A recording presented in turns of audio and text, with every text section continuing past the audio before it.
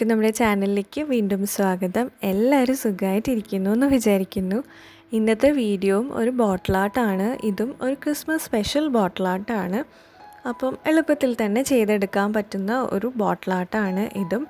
അപ്പം ഇതിന് വേണ്ടിയിട്ട് ഞാനൊരു ബോട്ടിൽ എടുത്തിട്ടുണ്ട്. ആ ഒരു ബോട്ടിലിൽ പിന്നെ വൈറ്റ് ബേസ് കോട്ടാണ് അടിച്ച് വെച്ചിരിക്കുന്നത്. എന്നിട്ട് ഞാൻ എടുക്കുന്നത് ബ്ലൂ കളറാണ്, അതായത് നേവി ബ്ലൂ കളറും പിന്നെ വൈറ്റുമാണ് എടുത്തിരിക്കുന്നത്. അപ്പോൾ ഇത് രണ്ടും കൂടെ ഇങ്ങനെ ജസ്റ്റ് സ്പോഞ്ച് ബ്രഷ് വെച്ചിട്ട് ഈ ഒരു ബോട്ടിലിൻ്റെ മേലെ ഭാഗത്ത് ഇതുപോലെ ഒന്ന് ഡാബ് ചെയ്ത് കൊടുക്കുകയാണ്. അപ്പോൾ ഈ ഒരു സ്പോഞ്ച് ബ്രഷ് ഞാൻ മുന്നേ ഉണ്ടാക്കിയതാട്ടോ. വീട്ടിലുണ്ടാക്കുന്ന വീഡിയോ ഞാൻ മുന്നേ ഇട്ടിട്ടുണ്ട്. അപ്പം കണ്ടിട്ടില്ലെങ്കിൽ കണ്ടു നോക്കണം. ഇപ്പോഴും ഞാൻ നല്ലപോലെ യൂസ് ചെയ്യുന്നുണ്ട് ഈ ഒരു സ്പോഞ്ച് ബ്രഷ്. അപ്പോൾ വളരെ യൂസ്ഫുള്ളാണ്. നമ്മൾ ഒരെണ്ണം ഉണ്ടാക്കിയാൽ തന്നെ കുറേ നാൾ യൂസ് ചെയ്യാൻ പറ്റും. അപ്പോൾ ആ വീഡിയോ കണ്ടിട്ടില്ലെങ്കിൽ ഉറപ്പായിട്ട് കണ്ടു നോക്കൂ കേട്ടോ.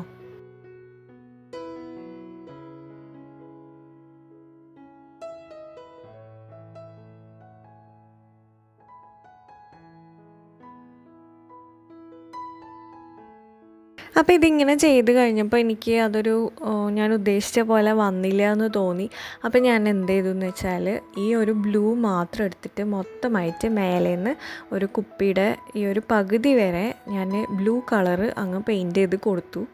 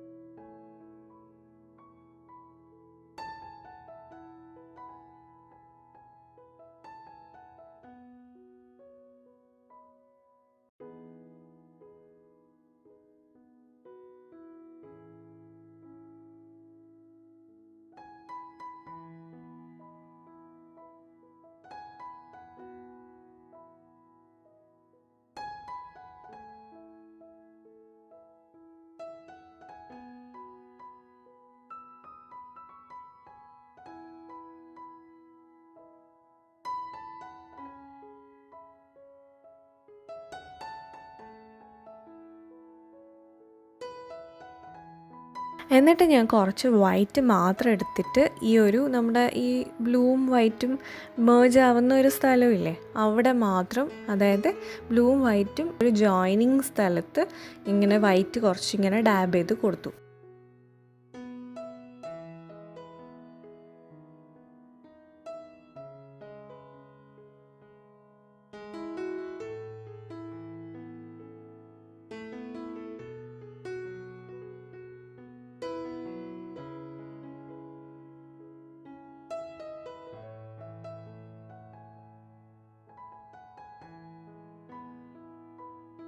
അപ്പം നമുക്ക് ഒരു സ്നോ ആൻഡ് സ്കൈ എന്നുള്ള ഒരു എഫക്റ്റ് നമുക്ക് കിട്ടും. അപ്പം അതിന് വേണ്ടിയിട്ടാണ് ഇതുപോലൊക്കെ ചെയ്തത്.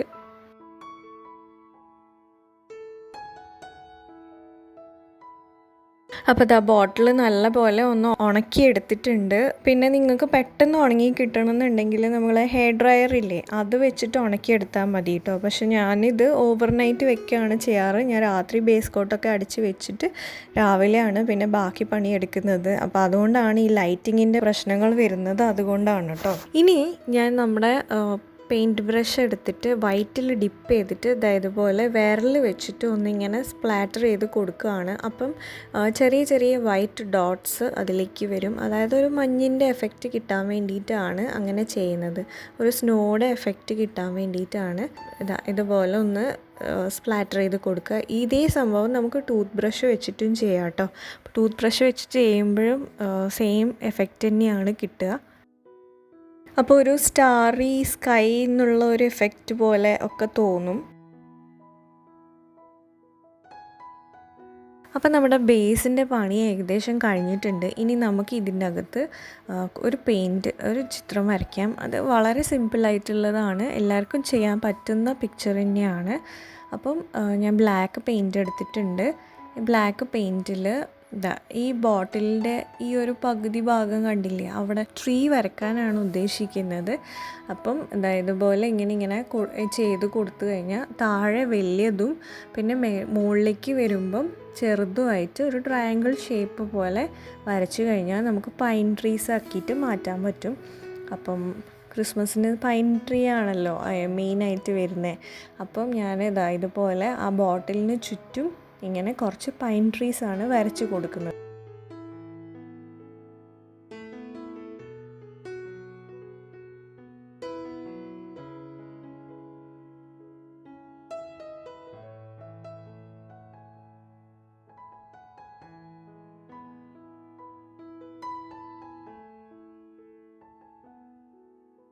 അപ്പം ഇത് വരയ്ക്കുമ്പം ശ്രദ്ധിക്കേണ്ടതെന്ന് വെച്ചാൽ എല്ലാം ഒരേ സൈസിൽ വരയ്ക്കാതെ ഒരെണ്ണം വലുത് ഒരെണ്ണം ചെറുത് അങ്ങനെയൊക്കെ ആക്കിയിട്ട് വരച്ച് കഴിഞ്ഞാൽ കുറച്ചും കൂടെ ഒരു ഒറിജിനാലിറ്റി ഫീൽ ചെയ്യും. അപ്പോൾ ഞാൻ പറഞ്ഞില്ലേ, ആ ഒരു ബേസ് പോർഷൻ പോലെ വെച്ചു ബ്ലാക്ക്. ഇനി അതിൻ്റെ താഴേക്ക് ഞാനിങ്ങനെ ജസ്റ്റ് ഒരു വാട്ടർ എഫക്റ്റ് വേണ്ടിയിട്ടാണ് ഇതിൻ്റെ ഷാഡോ താഴേക്ക് വീഴുന്ന പോലെ ആണ് ഞാൻ ചെയ്ത് കൊടുക്കുന്നത്. അപ്പം ഇത് ചെയ്യാൻ ഒരു പണിയില്ല, ജസ്റ്റ് ഇങ്ങനെ ബ്രഷ് അങ്ങോട്ടും ഇങ്ങോട്ടും ഇങ്ങനെ ആക്കി കഴിഞ്ഞാൽ തന്നെ നമുക്ക് ചെറുതായിട്ടൊരു എഫക്റ്റ് കിട്ടും. അപ്പോൾ ട്രീയുടെ ഒരു എഫക്റ്റും വാട്ടറിലുള്ള ഒരു എഫക്റ്റും ഒക്കെ കിട്ടും. അപ്പോൾ ട്രൈ ചെയ്ത് നോക്കുക എന്തായാലും.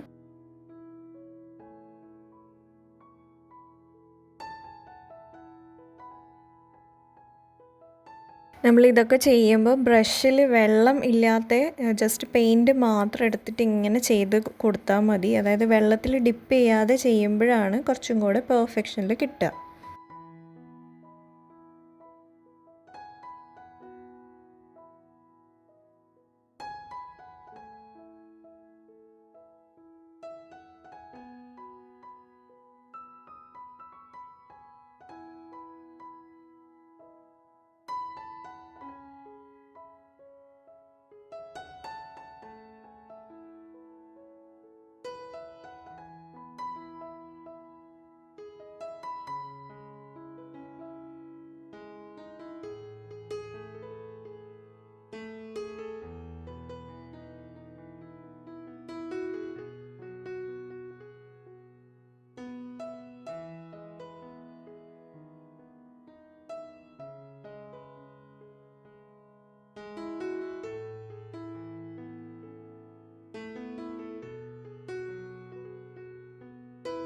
അപ്പോൾ ആ ബ്ലൂവിൽ വൈറ്റ് ഒന്ന് എടുത്ത് കാണിക്കാൻ വേണ്ടിയിട്ട് ഞാൻ കുറച്ച് വൈറ്റ് ഡോട്ട്സ് നല്ലപോലെ ഇട്ട് കൊടുക്കുന്നുണ്ട്.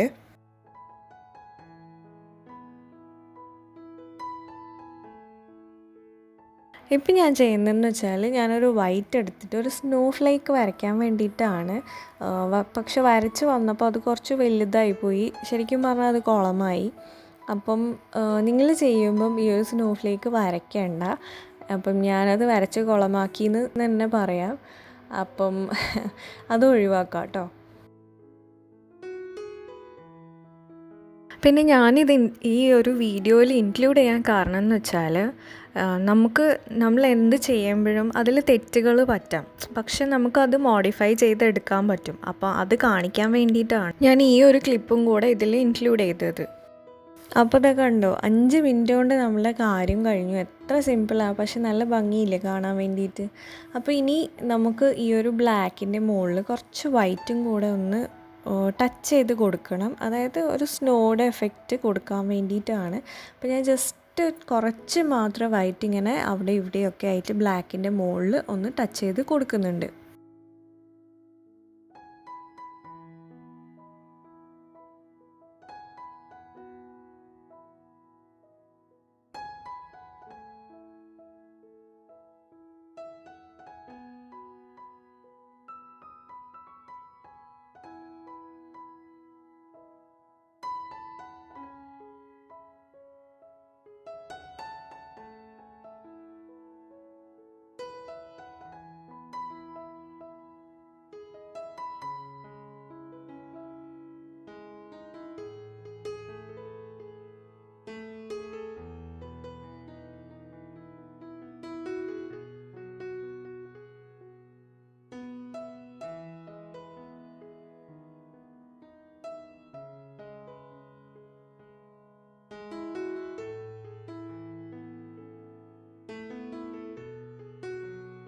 അപ്പോൾ അത് എല്ലാ മരത്തിൻ്റെ മുകളിലും ഇതുപോലെ ഇങ്ങനെ സ്നോ കുറച്ച് അവിടെ ഇവിടെയൊക്കെ ആയിട്ട് വൈറ്റ് വെച്ച് കൊടുത്തിട്ടുണ്ട്.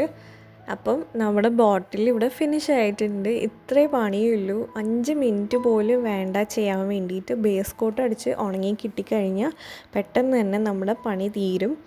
അപ്പം എല്ലാവർക്കും ഈ വീഡിയോ ഇഷ്ടമായിട്ടുണ്ടാവുമെന്ന് വിചാരിക്കുന്നു. കുട്ടികൾക്ക് പോലും ചെയ്ത് നോക്കാവുന്നതേ ഉള്ളൂ. അപ്പോൾ എന്തായാലും ചെയ്തിട്ട് എനിക്ക് ഫോട്ടോസൊക്കെ അയച്ചു തരിക.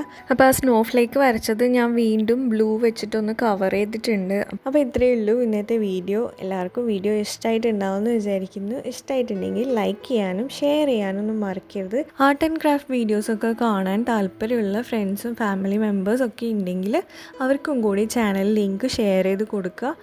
വീഡിയോസ് കാണാൻ പറയുക, കണ്ടിട്ട് അഭിപ്രായങ്ങൾ അറിയിക്കുക. അപ്പം നമുക്കിനി വേറൊരു വീഡിയോയിൽ കാണാം. അതുവരെ എന്നെ സപ്പോർട്ട് ചെയ്യുന്ന എല്ലാവർക്കും ഒരുപാട് നന്ദിയുണ്ട്. Thank you so much.